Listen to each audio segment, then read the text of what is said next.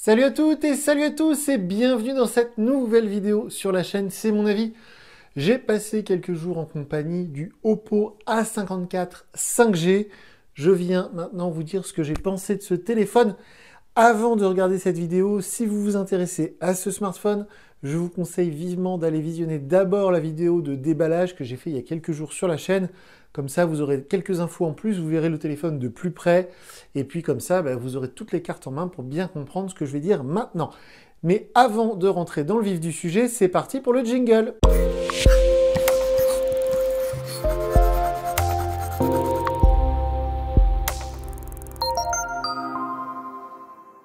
Comme je vous le disais, j'ai passé quelques jours en compagnie de ce tout nouveau Oppo A54 5G. Attention à ne pas confondre avec le A54 normal, j'ai envie de dire 4G quoi, parce que les spécifications techniques ne sont pas du tout les mêmes. Et donc, il ne faut vraiment pas se tromper. Là, il y a un écart au niveau du prix, mais qui est largement justifié, pas que pour la 5G, pour plein d'autres choses. Donc ce téléphone, comme je disais il y a un instant, je l'ai déballé comme d'habitude avec vous en vidéo il y a quelques jours. C'est un smartphone qui est tout récent, qui vient de sortir. Et si vous me suivez sur les réseaux sociaux, si vous ne le faites pas encore, je vous incite à aller me suivre sur Twitter. Eh bien, il y a quelques jours, j'ai fait des tweets. Et d'ailleurs, Oppo France, ils sont plutôt cool. Ils retweetent, ils likent, tout ça, c'est assez sympa. Mais c'est vrai que j'ai indiqué comme quoi, pour une fois, le groupe BBK, donc Oppo, Vivo, Realme, OnePlus, ils ont non pas réagi, mais ils ont anticipé, puisque ce Oppo A54 5G, c'est le concurrent direct du Redmi Note 10 5G qui va sortir dans les jours à venir. Et donc, pour une fois, Oppo a sorti le téléphone avant Xiaomi. Donc ça, c'est un vrai plus. Évidemment, vous pourrez retrouver plein d'autres vidéos sur la chaîne. J'ai testé plein de smartphones Oppo. Le dernier en date, c'était le Find X3 Lite 5G. Alors, le nom est vraiment nul, mais le téléphone était excellent. Là, celui-ci, il est plus entrée de gamme. On est vers les 250 euros. Alors, dans la vidéo de déballage, j'ai dit une bêtise parce que je parlais de 229. Non, c'est 259. On est vers les 250 euros. C'est un petit peu cher. Je dirais même c'est un peu trop cher, mais je vais y revenir en toute fin de vidéo. On rentre tout de suite dans le vif du sujet. Je vais vous parler des choses que j'ai aimées, puis ensuite des choses que j'ai un peu regrettées. Hein, si vous êtes abonné à la chaîne, vous avez l'habitude. Et puis je ferai une sorte de conclusion. Je vous dirai bon s'il faut l'acheter ou pas. Mais une chose est sûre, c'est qu'il y a plein de choses positives dans ce téléphone. On commence tout de suite avec le design. Alors ça, je sais que c'est toujours un peu subjectif, c'est-à-dire que ça dépend des goûts et des couleurs. Mais moi, j'adore le design de ce Oppo A54. Je le trouve vraiment très joli, très réussi. J'adore les reflets. Alors ils appellent ça violet. Oui, c'est violet-vert, mais par contre, ce qui est très sympa, et ce que j'ai oublié de vous montrer dans la vidéo de déballage, mais en tout cas, je m'en étais pas rendu compte tout de suite, c'est qu'en fait, ils ont poussé le détail avec ce dégradé un peu vert, bleu, violet, bleu ici, puis vert en bas. Et si vous regardez bien, en fait, sur le contour, sur le châssis, le dégradé est marqué aussi. Je sais pas si vous allez voir, mais en fait, c'est violet en haut et puis un peu vert en bas. Vous voyez, en haut, on voit vraiment que c'est violet en haut. J'espère que vous allez voir, mais sinon. Voilà, c'est vraiment le design est très réussi pour moi. Il tient bien en main, l'ergonomie est bonne et il est pas trop lourd, il est à 190 grammes. Mais si vous avez regardé ma vidéo du Xiaomi Mi 11 Lite il y a pas longtemps, je vais arrêter de dire que les téléphones sont trop lourds parce que quand ils sont trop légers, ça me plaît pas non plus. Donc c'est une espèce de compromis, c'est difficile, mais en tout cas là, le poids est bon, le téléphone est pas trop grand, pas trop lourd. Moi, ça me plaît beaucoup, le format est bon et il tient bien dans la main, l'ergonomie est très bonne. Le lecteur d'empreintes, je vais y revenir dans un instant, mais il tombe bien sous le pouce. Donc tout est réussi au niveau de la conception, au niveau du design de ce téléphone. Pour moi, c'est du tout bon. Là-dessus, il n'y a rien à redire. On passe aussi à l'écran LCD. Alors, comme vous avez dû le voir, si vous comparez activement et les téléphones là dans ce prix-là, si vous êtes féru de technologie, vous avez dû remarquer que le concurrent, le fameux Redmi Note 10, il a un écran AMOLED. Là, on est sur de l'écran LCD IPS. C'est un peu à l'ancienne, mais cet écran LCD est de très bonne qualité. J'ai été vraiment agréablement surpris par la qualité de cet écran LCD. Il est rafraîchi 90 fois par seconde, c'est du 90 Hz. Et il est très lumineux, très contrasté, les couleurs sont vives. Donc c'est un très bon écran LCD. Il y a quelques temps, enfin il y a même maintenant plusieurs mois ou plusieurs années, j'avais testé un smartphone de chez Honor qui était très haut de gamme, qui s'appelait le Honor 20, c'était un modèle à 500 euros. Et eh bien c'est un écran LCD qu'on retrouvait sur des hauts de gamme, donc il y a 2 ans, avec ce petit poinçon là pour la caméra selfie, avec un écran LCD très fin, avec un PPI qui est très élevé, tout ça. Donc l'écran LCD est une pure réussite. Donc même si c'est pas de l'AMOLED, bah c'est pas très grave parce que c'est vraiment un très bon écran LCD IPS. Aussi, dans les choses réussies sur ce A54 5G, évidemment, il y a l'autonomie. L'autonomie, elle est très bonne, elle est excellente. On peut tenir facilement 2 jours sur une charge. La batterie, elle fait 5000 mAh. Et le processeur et tout ce qui va avec doit être très bien étudié. ColorOS, je vais y revenir dans un instant aussi, mais ColorOS doit participer à cette autonomie très réussie, puisqu'il est facile, donc, comme je disais, de tenir 2 jours sur une charge. Et même moi, qui utilise beaucoup la navigation en voiture, avec Waze notamment, qui consomme beaucoup d'énergie, eh bien, j'ai réussi à tenir largement plus d'une journée sur une charge. Donc ça, c'est un vrai plus. Par contre, je vais y revenir dans un instant, mais il n'y a pas de charge rapide, ça c'est un gros problème, mais je vais y revenir tout de suite. Aussi, dans les choses positives sur ce téléphone, j'ai noté les performances. On parlait de l'écran 90 Hz, donc rafraîchi 90 fois par seconde. Et si vous êtes un gamer, vous savez que quand on a un écran, par exemple 144 Hz sur un PC, il faut avoir une carte graphique qui peut envoyer 144 images secondes. Sinon, ça ne sert à rien. Et donc là, c'est un peu pareil. On a un écran qui va très vite. Enfin, 90 Hz, c'est déjà très bien. Et on sent que les perfs qui sont derrière, le processeur, la mémoire vive, tout ça, ça suit. Il n'y a que 4 Go de mémoire vive. C'est assez étrange de dire ça, parce que 4 Go de mémoire vive, ça paraissait énorme il y a encore quelques années. Mais maintenant, c'est une sorte de minimum. Eh bien, ça suffit largement, et je vois franchement aucune différence de performance par rapport à un smartphone comme le Mi 11 Lite de chez Xiaomi, que j'ai testé il n'y a pas longtemps, ou même le Oppo Find X3 Lite 5G, que j'ai testé il n'y a pas très longtemps non plus. Donc voilà, ça c'est du tout bon aussi. Si vous voulez jouer, j'ai testé des jeux, j'ai installé Crash Bandicoot et tout ça, ça tourne nickel. Ça marche très bien. Et j'en parlais il y a un instant, donc dans les plus, dans les choses à mettre au crédit, comme on dit, de ce téléphone, eh bien, il y a l'interface. J'allais dire le système d'exploitation, non, parce que le système d'exploitation, c'est Android, Android version 11, mais la surcouche rajoutée par Oppo, elle s'appelle ColorOS 11. Je l'avais déjà manipulé avec le Find X3 Lite 5G, mais donc sur ce modèle entrée de gamme, ça fait plaisir d'avoir des perfs et un OS, ou en tout cas une interface qui est vraiment très performante. Tout va bien, tout est bien conçu, intelligemment conçu. Il n'y a pas de moment où je me suis agacé dans les réglages, où c'est voilà, c'est logique, tout paraît bien. Voilà, on sent qu'ils ont testé leur interface. J'ai eu une mise à jour en seulement une semaine, donc ça c'est très bon signe aussi. Voilà, ça c'est du tout bon. Au niveau de la gestion du multitâche, vous voyez, ça marche très bien. Et on peut donc faire la navigation par geste, hein, comme je fais toujours. Vous voyez, il n'y a pas les boutons en bas. J'ai pas remplacé le launcher, c'est-à-dire le lanceur d'application, parce que le launcher qu'on a de base est très bien. Il est dans l'air du temps, il est moderne. On a un widget météo, tout ça, ça marche très bien. Donc j'ai même pas eu envie de remplacer le lanceur d'application, ce qui est très bon signe. Et alors, aussi dans les plus, j'ai marqué haut-parleur unique très puissant. Je vais y revenir dans un instant. Il n'y a pas de haut-parleur stéréo sur ce smartphone. Je vais vous expliquer si vous ne savez pas de quoi il s'agit. Il y a un haut-parleur unique en bas, mais il est vraiment très puissant. Franchement, ça fait très longtemps que je n'avais pas eu un smartphone qui fait autant de volume sonore avec un seul et unique haut-parleur. Souvent, mon test, c'est en voiture. En voiture, je mets un podcast ou de la musique. L'idéal, c'est un podcast parce que ça permet de tester, voir si on comprend, si les voix des présentateurs, des gens qui parlent dans le podcast, sont intelligibles. Donc là, c'est le cas. Le haut-parleur ne sature pas, il est de très bonne qualité, il est très puissant. Donc je l'ai marqué, je l'ai mis dans les plus. Et là, on va basculer un petit peu. Parce que on n'est ni dans les plus, ni dans les moins. J'ai fait un truc entre les deux là, sur mon papier, c'est rare. Au niveau de la photo, alors au niveau de la photo, le capteur, c'est un 48 mégapixels, il est bon, il fait de bonnes photos. Comme d'habitude, sous la vidéo, je vous mets le lien vers ma galerie Google Photos.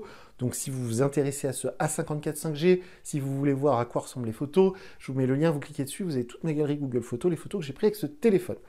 Mais donc vous verrez que les photos en extérieur, en plein jour, plein soleil, elles sont très bien, il n'y a aucun souci là-dessus. Donc comme on l'avait vu ensemble dans la vidéo de déballage, il y a 4 capteurs, donc ça permet de faire du macro, ça permet de faire des zooms, ça permet de faire l'effet portrait, vous savez, ce qu'on appelle l'effet bokeh, c'est-à-dire que quand vous prenez quelqu'un en photo, on peut flouter l'arrière-plan, tout ça, ça marche pas mal. Et il y a un capteur très grand angle, ultra grand angle. Donc le capteur principal fait de belles photos, j'ai fait quelques photos macro qui sont aussi de bonne qualité, j'ai fait des zooms, tout ça, ça marche bien, la qualité aussi en selfie, elle est bien. Mais l'ultra grand angle est vraiment, excusez-moi de dire ça, mais il est vraiment dégueulasse, quoi. Les photos que vous allez prendre en ultra grand angle, moi pourtant j'ai pris en plein soleil, en plein jour, la cathédrale qui a 2 pas d'ici, que je prends en photo à chaque fois, et bah, elle était toute floue, quoi. C'est très rare que ça me fasse ça, mais sur la photo ultra grand angle, la cathédrale apparaissait vraiment floue, il n'y avait aucun détail. Donc à ce niveau-là, j'ai envie de dire, pourquoi mettre un capteur ultra grand angle s'il est aussi mauvais? Voilà, donc du coup, j'ai pas pu mettre les photos dans les points positifs de ce téléphone parce que le capteur ultra grand angle, que vous avez peut-être jamais utilisé d'ailleurs, bah, il est vraiment de très mauvaise qualité. Je sais pas qu'il doit être 8 mégapixels, peut-être moins. Enfin, les photos sont vraiment pas terribles. Alors qu'avec le capteur principal 48 mégapixels, les photos sont nickel. Donc voilà, j'étais un peu entre les deux. Je peux pas mettre que c'est vraiment réussi à cause de ce capteur ultra grand angle, et puis je peux pas mettre non plus que c'est un loupé total parce que les photos normales, elles sont bien, quoi. Voilà. Donc vous voyez, j'étais un peu entre les deux. Par contre, quand on passe vraiment dans les points négatifs, dans les choses en tout cas que j'ai à reprocher à ce A54 5G, il n'y a pas grand-chose, rassurez-vous. Il y a, donc comme je vous en parlais il y a un instant, il y a un capteur, pas un capteur, un haut-parleur, excusez-moi, unique ici, mais donc il n'y a pas de haut-parleur stéréo. Sur les modèles Xiaomi Redmi Note 10 que j'ai testé il n'y a pas longtemps, on avait la stéréo, c'est-à-dire le son qui sort ici et le son qui sort là. C'est pas le cas sur ce smartphone. C'est un peu regrettable parce que maintenant ça devient une norme. Et bah voilà, c'est vraiment ballot de ne pas avoir ça, surtout à ce prix-là, quand on est quand même à 250 euros. Aussi, alors là, c'est comme le design, c'est assez subjectif, mais moi, je suis pas fan du lecteur d'empreintes sur le côté. Alors, j'ai même eu un débat avec certains aficionados sur Internet, sur les forums et tout ça, parce que, en fait, en ce moment, sur les modèles haut de gamme, vous allez avoir un lecteur d'empreintes sous l'écran, ce qui était le cas sur le Oppo Find X3 Lite 5G. Mais ce qui n'était pas le cas sur le Mi 11 Lite, par exemple, aussi bizarre que ça puisse paraître. Mais une chose est sûre, c'est que ce lecteur d'empreintes sous le bouton Power, là, il marche très bien, hein. C'est instantané, ça détecte très bien l'empreinte, il n'y a pas de souci là-dessus. Mais je maintiens, j'insiste sur le fait que ça fait un peu entrée de gamme, ça fait un peu cheap. Et en fait, c'est pourquoi j'aime pas ce lecteur d'empreintes sous le bouton, c'est que pour moi, c'est réservé au modèle où on fait des économies, quoi. Un modèle vraiment en dessous des 200 euros, j'accepte ça. Mais au-dessus de 200, je trouve ça un peu gênant d'avoir ce bouton-là qui fait le lecteur d'empreintes parce que malgré tout, même si on fait attention, il y a plusieurs fois dans la journée, vous allez toucher ce bouton, déverrouiller votre téléphone sans le vouloir. Et je trouve ça assez agaçant. Aussi, qu'est-ce que j'ai marqué? Ah oui, j'en parlais tout à l'heure. J'ai oublié de revenir dessus. Mais la charge, elle est vraiment très lente. Il n'y a pas de charge rapide, on l'a vu en déballant le téléphone ensemble, le chargeur ne fait que, je sais plus, 15 watts, mais lui, de toute façon, il ne peut pas accepter plus de 18 watts en recharge. J'ai essayé avec un chargeur 30 watts que j'ai ici, et donc ça charge aussi lentement qu'avec le chargeur qui est dans la boîte. Donc ça charge vraiment pas vite. Et le problème, c'est que la batterie est très grosse, 5000 mAh, c'est énorme. Pour rappel, il y a beaucoup de PC portables où les batteries sont en dessous de 3000 mAh. Donc 5000 mAh pour une batterie de smartphone, c'est vraiment énorme. Et donc, vu qu'il n'y a pas de charge rapide, bah, c'est super long, c'est plus de 2 heures pour recharger entièrement son téléphone. Donc, si vous le branchez tous les soirs avant d'aller au lit sur la table de nuit, ça pose pas de souci. Mais si vous êtes du genre comme moi à attendre que le téléphone il soit vraiment vers les 10% pour le recharger, bah, ça peut être vraiment gênant parce que si votre téléphone, vous gérez mal votre charge, par exemple, et vous arrivez à 10%, par exemple, chose qui m'arrive souvent, quand je suis en voiture, et les chargeurs de voiture, bah, c'est des chargeurs 2 ampères, enfin, oui, c'est classique en fait. Et le problème, c'est que du coup, le téléphone va charger très lentement. Et si vous faites de la navigation en même temps, par exemple ce que je fais avec Waze, bah, généralement Waze consomme plus d'électricité que votre chargeur de voiture va mettre dans le téléphone. Bref, c'est un cercle vicieux, c'est très chiant. Donc c'est un vrai truc à reprocher à ce A54. J'ai pas beaucoup de choses à vraiment lui reprocher, mais cette charge rapide qui n'est pas présente, c'est pour moi un vrai handicap. Et enfin, c'est un petit détail, c'est purement personnel, je vous embête très souvent avec ça, il n'y a pas de LED de notification, il n'y a pas de diode. Donc vu qu'il n'y a pas d'écran AMOLED, on n'a pas cette fonctionnalité Always On Display, dont je vous parle très souvent, qui fait que même écran éteint, on a des notifications qui s'affichent sur l'écran éteint. Ça n'est possible qu'avec un écran AMOLED.